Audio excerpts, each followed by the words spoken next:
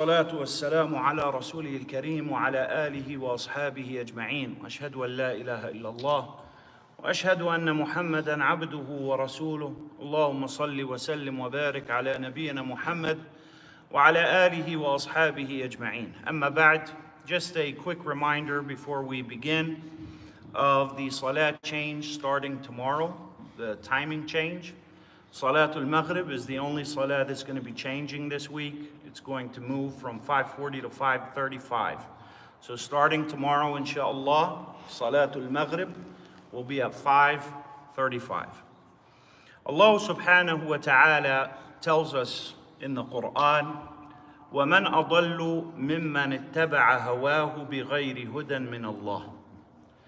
He says, subhanahu wa ta'ala, who is more misguided? This is a rhetorical question, meaning there is no one more misguided than a person who follows his own opinion without any guidance from Allah, subhanahu wa ta'ala. Pure, what we call pure logic or pure opinion. Opinion is something that the human being formulates based on principles and guidelines. The mind and the human being, no matter how powerful our minds are, no matter how intelligent or no matter how good our intentions are, we are never able to have enough knowledge, enough objectivity, enough experience, wisdom, foresight, to be able to formulate opinions without guidance from Allah subhanahu wa ta'ala. The mind is only sharp and is only strong and is only guiding to its host when that mind sees with the light of revelation. Shaykh al-Islam rahimahullah mentioned something very striking in the first volume of his Fatawa. He said rahimahullah, وَكَمَا أَنَّ الْعَيْنَ لَا تَرَى إِلَّا مَعَ وُجُودِ نُورٍ قُدَّامَهُ فَكَذَلِكَ الْعَقْلُ لَا يَرَى حَتَّى تَطْلُعَ عَلَيْهِ شَمْسُ الرِّسَالَةِ. He said rahimahullah, an incredible statement of wisdom. He said, just as the eye cannot perceive, it cannot see without light in front of it, likewise the mind, the intellect, cannot see properly until the light of divine revelation shines upon it. The message of the prophets and messengers, guidance from the heavens, in order for the mind to reach its full potential, in order for it to see things properly.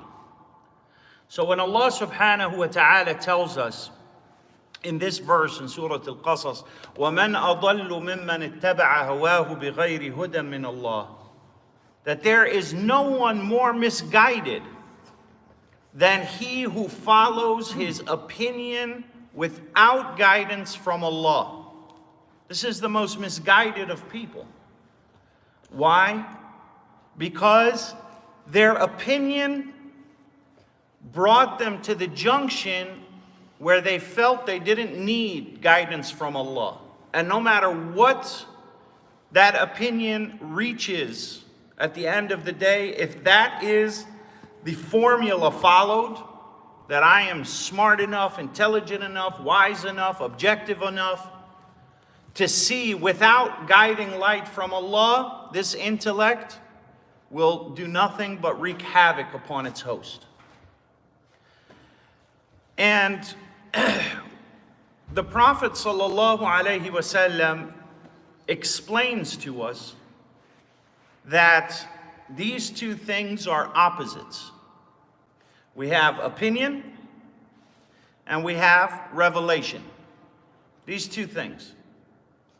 Revelation brings us tawheed, the oneness of Allah. Opinion brings us the worship of everything but Allah, subhanahu wa ta'ala. To the point that some of the tabi'een said the sun and moon were only worshipped because of opinion. People had opinions. All of these deviant things that we see around us, these are the results of opinions of mankind, unguided by Allah subhanahu wa ta'ala. Just like the eye is useless when a person stumbles around in the dark. If there's no light there, your eyes are useless. And as a matter of fact, it's even worse with a person's opinion when they use that opinion completely abstract from revelation, because they start to believe that they are guided, that their opinion is correct. And so we understand from this that opinion and revelation, they are stark opposites, and that the more a person is ignorant of the Quran and Sunnah, the more they will have this opinion. And the more a person has of the Quran and Sunnah, the less of their opinion will they be fooled by. And this is interesting. This is an interesting point, because the Prophet ﷺ tells us in Sahih al-Bukhari that near the end of days, in the narration of Anas, it's in the book of knowledge, in the book of fitan, in Sahih al-Bukhari, he said sallallahu alayhi wasallam that near the end of time, inna min ashrat as-sa'a an yaqilla al-ilm, wa fi riwaya yurfa' al-ilm, wa yadhhar al-jahl, wa tushrab al-khamr, wa yakthur az-zina, wa yaqillu al-rijal, wa takthur al-nisa' حتى يكون ل50 امرأة قيم واحد. He said, sallallahu alayhi wasallam, that of the signs and evidences of the looming approach, the imminent approach of the hour and the day of judgment, near the end of time, what do the end days look like? He said, sallallahu alayhi wasallam, knowledge will be lifted. Knowledge will be very, very scarce, and ignorance will become manifest, and alcohol and intoxicants will become commonplace, and adultery and fornication will be prevalent, and men will be few, and women will be many, to the point that 50 women may have only one man as their caretaker. Now, this is a progression. This thing doesn't happen overnight. This is a progression. That over time, ignorance will become prevalent. Knowledge will be lifted. What's meant by knowledge? Knowledge here doesn't mean that people won't be smart. They won't be intelligent. They won't be there won't be any more engineers or doctors, or no, that's not what is meant by knowledge. When the Prophet ﷺ says knowledge, when Allah mentions knowledge in the Quran, what's meant is knowledge of revelation, knowledge of the Quran and Sunnah. So he's telling us that knowledge, correct knowledge from the Quran and Sunnah, will be very scarce. It doesn't mean that there won't be a lot of imposters, people who think genuinely. They genuinely think that they are people of knowledge. And they will post themselves up as leaders, and people will follow them in droves. But they are people who are more opinion-based, even if they speak with the terminologies of the scholars of Islam. Knowledge will become scarce. Ignorance will become manifest. It will permeate society. He tells us that intoxicants will become prevalent, will become commonplace. Imagine a person, just think about this recipe here. Think about this recipe. You've got few people who have knowledge, true knowledge of the Quran and Sunnah. You've got droves of people who are ignorant that think they know. Then you mix alcohol and intoxicants into that, as if pure opinion wasn't bad enough. Now we have to stunt the mind with intoxicants and dilute it, and fornication and adultery will become commonplace. And men will be very few and far between. And this progression is not going to mean that just suddenly men aren't going to be born. Eventually that will happen, but there is a progression that the scholars mention. And that is that masculinity, manliness, ar-rujula, courage, valor, honesty, devotion, loyalty, these things are descriptions of a man in Islam, a true man. These things will start to wither away, and men will start to become more and more effeminate. And so it will be lost. This progress is going to happen, and the thing that pushes it and propels it most is opinion. Opinion. And people will start being at each other's throats over opinions. And now I'm saying this because we now are in a time in human history where, as the Prophet ﷺ prophesied, he said that a man will leave his house in the morning, he will say a statement, and by evening that word or that statement or that opinion will have reached the edges of the earth, all corners of the earth, before he goes back home in the evening. That this is the time people will live in. So a person makes a mistake, he makes a mistake on behalf of a global scale. Destruction will be to that magnitude. And so we see around us, all of these opinions, and sometimes we as Muslims, we jump on people's bandwagons. We start clapping for people, and it's just because it's popular. We derive our narratives by what the crowd around us is saying, and this is very dangerous. The Muslim, anytime he or she is faced with an issue, the first thought that comes into your mind, what has Allah told us about this?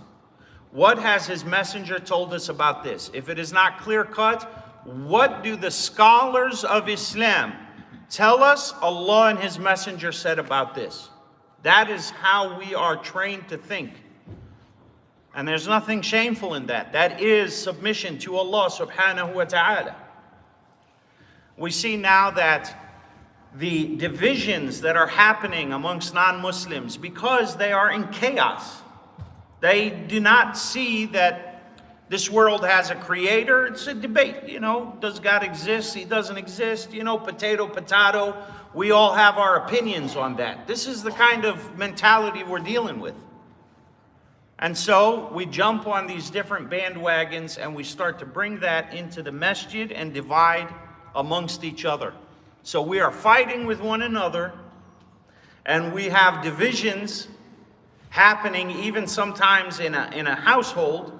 We're fighting someone else's battles. So we're trading our akhirah for someone else's dunya. Amazing. How have we been swindled to do this? And so these things happen, this division, this chaos.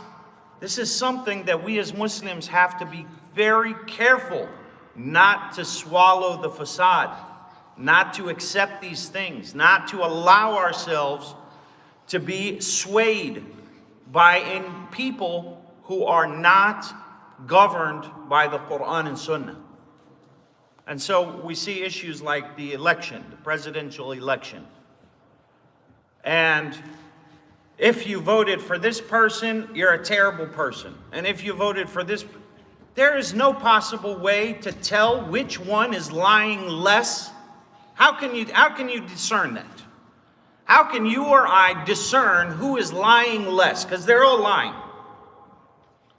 And to make these kinds of judgments and to jump on this bandwagon that, men are terrible, all men are terrible. We didn't get that from the Quran and Sunnah. That's not our battle. Where did we find this from? Or all white people are terrible, all black people are terrible, whatever it is.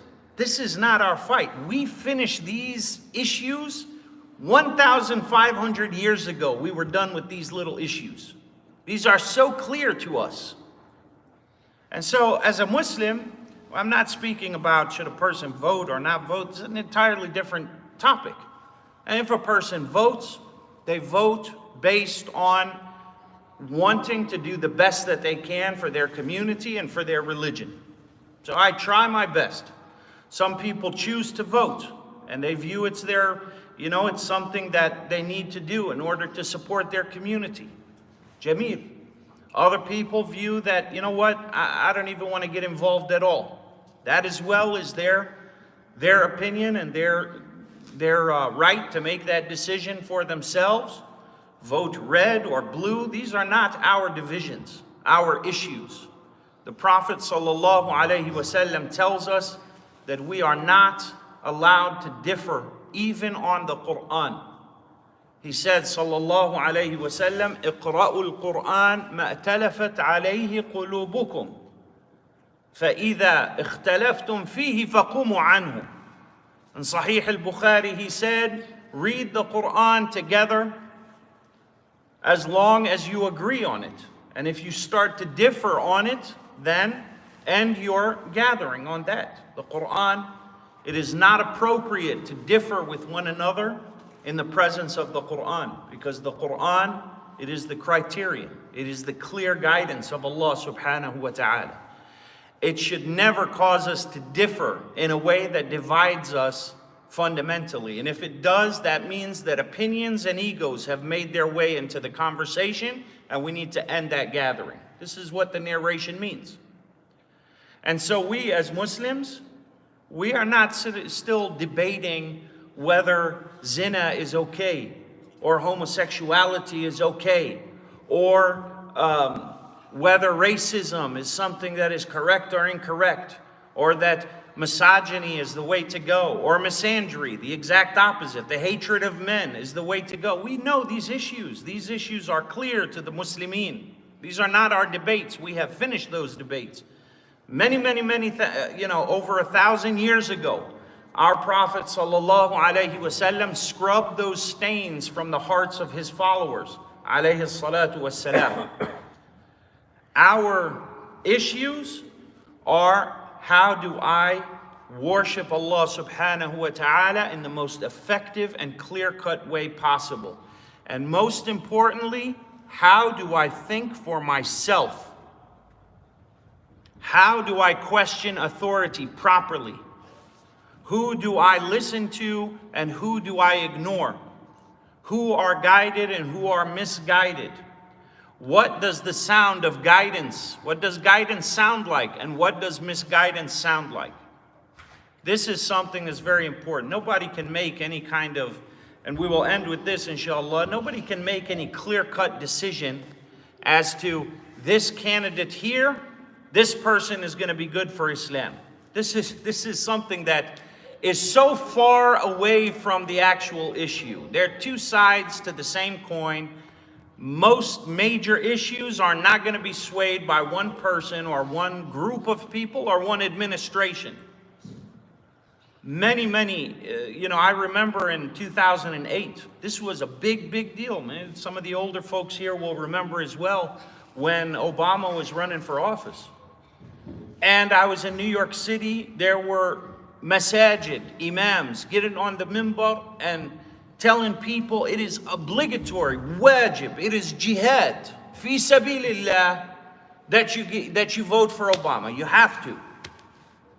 Okay, great. So now we all went out and we voted for him 2 terms.